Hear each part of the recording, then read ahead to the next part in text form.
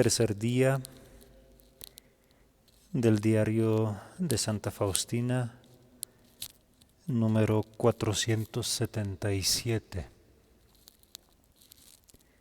El alma silenciosa es fuerte. Ninguna contrariedad le hará daño si persevera en el silencio. El alma silenciosa es capaz de la más profunda unión con Dios. Vive casi siempre bajo la inspiración del Espíritu Santo. En el alma silenciosa, Dios obra sin obstáculos. Encontrarse consigo mismo en el propio corazón. A partir de la experiencia humana, la psicología muestra y aclara el proceso mediante el cual cada hombre se forma la imagen de sí mismo. Más aún, habla de las condiciones básicas que tienen que darse para que esta imagen sea positiva. La clave de su comprensión está en el amor que lleva a la libertad.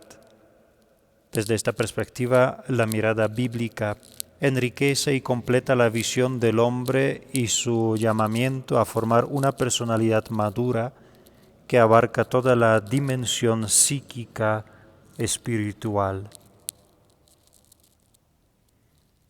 La soledad, el silencio y la oración. ¿Dónde está la solución? ¿Cómo curar las heridas y aceptar el dolor? El hombre necesita encontrarse de nuevo consigo mismo y experimentar quién es y qué es en el fondo de su ser. Necesita formar nuevamente la imagen de sí mismo. El descubrimiento y la modelación positiva de sí mismo son un proceso, un camino en el que tiene que entrar a fin de experimentar lo básico y fundamental. Desde el punto de vista psicológico, no se puede eludir las condiciones básicas para que el hombre pueda entrar en el camino de una formación realista y positiva de la imagen de sí mismo a través del descubrimiento de su propia e irrepetible dignidad. Estas condiciones básicas son la soledad, el silencio y la oración. El hombre necesita elegir conscientemente la soledad, que no consiste en huir de la gente, sino en la creación de un espacio, del único espacio para ir al encuentro consigo mismo. La soledad no significa tener el valor de ponerse delante del propio misterio, el cual resulta difícil de comprender y tan solo es posible abarcarlo con el corazón.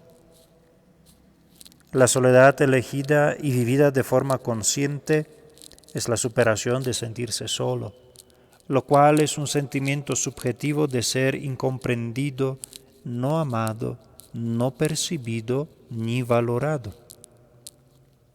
Tan solo el hecho de entrar conscientemente en esta experiencia puede convertirse en el camino de la curación interior y en una apertura hacia los demás.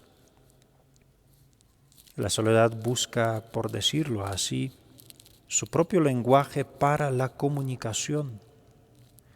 Dicho lenguaje es el silencio, que no significa una forma de sordera hacia los demás, hacia los gritos del mundo, hacia el dolor y el sufrimiento de otros, de sus alegrías y expectativas.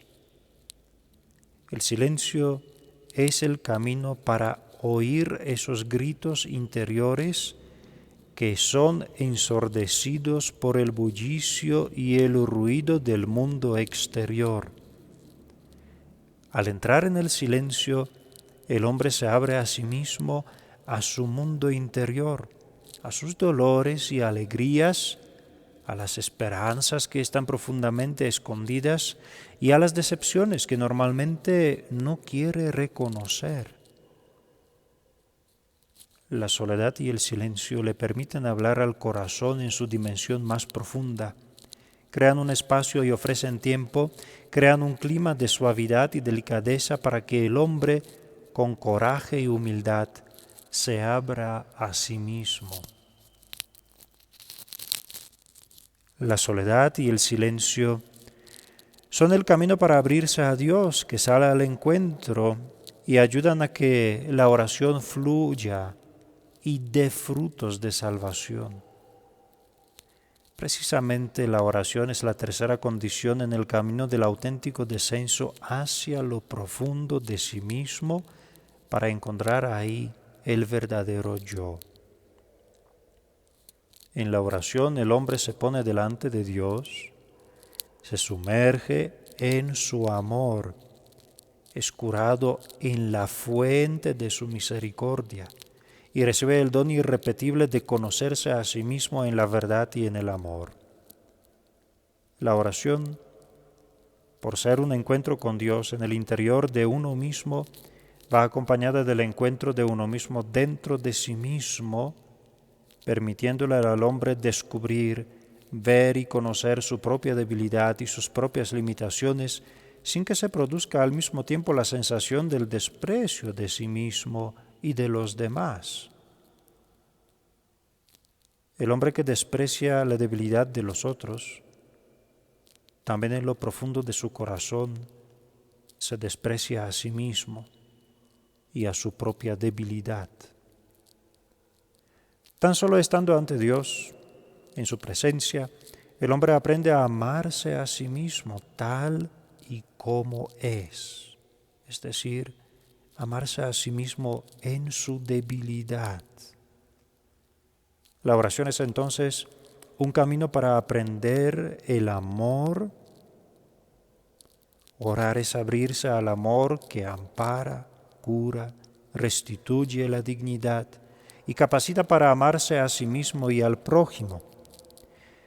El hombre necesita la soledad, el silencio y la oración para superar y vencer su miedo primitivo, para que tome conciencia de su profunda herida de la desconfianza, para que descubra y vea con los ojos del alma su corazón dividido. Y precisamente gracias a ello podrá abrirse a la justicia, el amor, la bondad y la misericordia que descienden de lo alto, así como del sol descienden los rayos, de la fuente las aguas. La tensión interior. Pues vosotros, hermanos, habéis sido llamados a la libertad. Ahora bien, no utilicéis la libertad como estímulo para la carne, al contrario, sed esclavos unos de otros por amor. Porque toda la ley se cumple en una sola frase, que es: amarás a tu prójimo como a ti mismo. Pero, cuidado, pues mordiéndoos y devorándoos unos a otros, acabaréis por destruiros mutuamente. Frente a ello, yo os digo, caminad según el Espíritu y no realizaréis los deseos de la carne, pues la carne desea contra el Espíritu y el Espíritu contra la carne. Efectivamente hay entre ellos un antagonismo tal que no hacéis lo que quisierais. Pero si sois conducidos por el Espíritu, no estáis bajo la ley. San Pablo a los Gálatas capítulo 5, versículos del 13 al 18. Con estas palabras San Pablo describe la situación existencial del hombre y afirma inequívocamente que está llamado a la libertad mediante el amor. Para llegar a esta libertad, el hombre se encuentra entre dos mundos que configuran aquello que busca, desea y espera: el mundo de los deseos y el mundo de las limitaciones. El primero lo empuja interiormente hacia lo infinito, mientras que el segundo hace que se percate de la experiencia de la finitud y la limitación. la conquista de la libertad, se lleva a cabo integrando la una con la otra, es decir, la infinitud con la finitud. El mundo de los deseos abarca el mundo de la imaginación, de aquello que se busca, del hacerse preguntas, y es prácticamente ilimitado. El mundo de las limitaciones atañe a aspectos opuestos de la existencia humana que no pueden modificarse, sino que tienen que ser aceptados tal y como son. El sexo, la familia en la cual se nace, la historia personal, los rasgos permanentes del carácter y otros por el estilo. La tensión que existe entre estos dos mundos es patente desde el mismo principio. El mundo de los deseos en su misma esencia tiende a expandirse, mientras que el mundo de las limitaciones se va encogiendo, llegando a su final con la muerte. Esta tensión es inevitable. Aquí es donde nace el drama interior del hombre, el corazón dividido. Estos dos mundos, por su naturaleza, se oponen entre sí, de modo que existe una continua tensión que desemboca en el conflicto. Es una situación existencial de dialéctica interior, llamada dialéctica fundamental. El hombre normalmente no es consciente de esta tensión, más aún, sumergiéndose en la vorágine de asuntos, tareas, placeres y comodidades, la niega. A veces da la impresión de vivir como si nada pasara. Solamente por su actitud exterior y comportamiento se puede notar que huye de su yo interno. La salida de esta situación se lleva a cabo mediante la autotranscendencia, es decir, a través del hecho de salir de sí mismo, especialmente presente en el plano religioso. Este salir de uno mismo, en el sentido de ir más allá de uno mismo, no tiene nada que ver con la llamada abnegación haciéndose la víctima, la cual se basa en una falsa comprensión de la religión y de la fe. La abnegación, así entendida, es un camino de dolorismo, es ante todo la búsqueda de la cruz, de la fatiga, del sufrimiento, del dolor sin resurrección. El fin de tal conducta es ponerse uno a sí mismo como víctima y destruir el propio yo, aquello que está orientado hacia la creación y la libertad interior. Esta actitud no tiene nada que ver con la vida de Jesús, quien no vino para sufrir, sino para cumplir la voluntad del Padre. Y la voluntad del Padre es que su Hijo salve al mundo. La autotranscendencia llega a un nivel más profundo y se distancia aún más de otra visión del hombre que pone como objetivo la autorrealización, que se suele concebir como una constante absorción en sí mismo y en las propias necesidades. Tal camino puede llevar a un específico culto a sí mismo, y entonces mi yo se convierte en el punto de referencia de todo lo que ocurre alrededor. En consecuencia, puede llevar a tal ensimismamiento que los otros se convierten en extraños y los lazos con ellos irán desapareciendo. Tal experiencia genera normalmente una profunda frustración y un encerrarse en sí mismo. La apertura interior. En tal perspectiva, la autotranscendencia integra lo que es bueno y creador del yo humano, con las exigencias que comporta la vida con los otros, sin perder la dimensión espiritual. Viktor Frankl indica la necesidad de superarse a sí mismo, es decir, de la autotranscendencia. En su opinión, la esencia de la existencia humana está en la autotranscendencia y no en el actualizarse o en la autorrealización. Muestra que es propio de la esencia humana estar abierto al mundo. Para él, ser hombre significa salir de sí mismo. La esencia de la existencia humana radica en la autotranscendencia. Ser hombre significa estar siempre vuelto hacia algo o hacia alguien, dedicarse a una tarea, a una persona amada o a Dios a quien servimos. El hombre es un ser capaz de autotranscenderse, que busca el sentido de su vida fuera de sí mismo y fuera del mundo visible, que está abierto a sí mismo y a los otros. Frankl propone de relieve que cada persona humana por su naturaleza está también orientada a lo exterior, está abierta al mundo y la esencia de esta apertura es salir de sí mismo.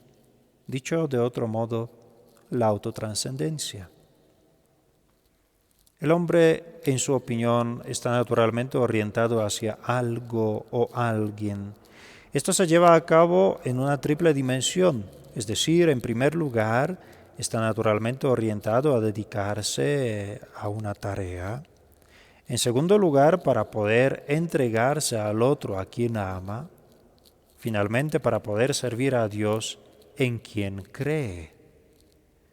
En esta visión de la autotranscendencia podemos observar que rompe todos los esquemas cuyo objetivo es encerrar al hombre en sí mismo y solo en sí mismo. De aquí se puede deducir que el hombre se actualiza mediante la autotranscendencia cuando saliendo de sí mismo busca de este modo lo que tiene sentido y valor.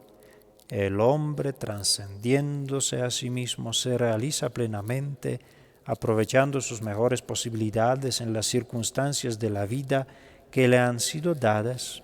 Se puede decir que para el hombre que tiende hacia la autotranscendencia, la autorrealización no es un objetivo en sí mismo, sino que será su efecto secundario.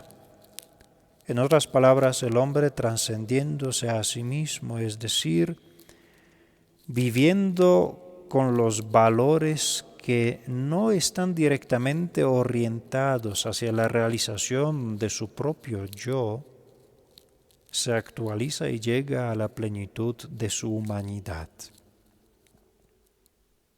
La apertura interior y la búsqueda de sentido lleva a la autotranscendencia, es decir, a la superación de sí mismo, lo cual se lleva a cabo en tres fases: el conocimiento de la verdad, el deseo del bien y la liberación de los apegos. El hombre pasa del deseo de conocer más al deseo de vivir en el bien para finalmente, libre de los apegos, amar todavía más. Se puede señalar la necesidad del cambio, de la conversión, en tres planos: el intelectual, la mente, el moral, la voluntad, y el sentimental, el corazón. El aspecto intelectual subraya la necesidad de conocer la verdad, que conduce a la libertad, porque la verdad nos hace libres. En la libertad se lleva a cabo la elección del bien mayor, el aspecto moral, que enriquece y que al mismo tiempo fluye del amor. La conversión en el plano afectivo lleva a la profundización del amor que se convierte en el primer motivo para actuar. Estas tres clases de conversión están estrechamente relacionadas entre sí y crean mutuamente una armonía interior, llevando a su plenitud el proceso de conversión a un cambio radical del corazón, de la mente y de la voluntad. Así se lleva a cabo la transformación interior en Cristo, según las palabras de San Pablo: vivo, pero no soy yo el que vive, es Cristo quien vive en mí. Gálatas capítulo 2, versículo 20. El hombre está llamado a la conversión, al cambio de cada pequeña parcela de su persona, lo cual se realiza en la libertad por medio del amor. En este camino de conversión, el hombre descubre la verdad sobre sí mismo.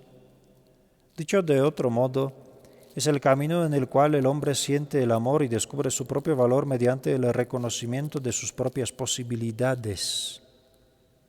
El camino de la transformación es un proceso de restablecimiento y de curación de la imagen de sí mismo y de la imagen de Dios. En otras palabras, es el camino en el que se realiza el diálogo del amor, el diálogo del hombre con Dios. El fundamento de tal conversión es el mandamiento del amor. El primero es: escucha, Israel, el Señor, nuestro Dios, es el único Señor. Amarás al Señor, tu Dios, con todo tu corazón, con toda tu alma, con toda tu mente, con todo tu ser. El segundo es este: amarás a tu prójimo como a ti mismo. Escucha, Israel. Estas palabras son las más importantes porque si escuchas, comenta Grossfeld, quizás oigas lo que te dice el Señor por amor. Al final quizás comprendas a qué se refiere, pero tienes que escuchar incesantemente porque nuestra naturaleza hace que por un oído nos entre la palabra de Dios y por el otro nos salga. Nos ponemos a la defensiva, nos familiarizamos, nos la recibimos con corazón sencillo. Así pues, sigue escuchando. Entonces no solo oirás, sino que verás las grandes obras de Dios en tu vida y en la vida de los otros. El amor de Dios es concreto, se manifiesta en hechos que son visibles para quien escucha. Escucha, Israel, escucha y verás.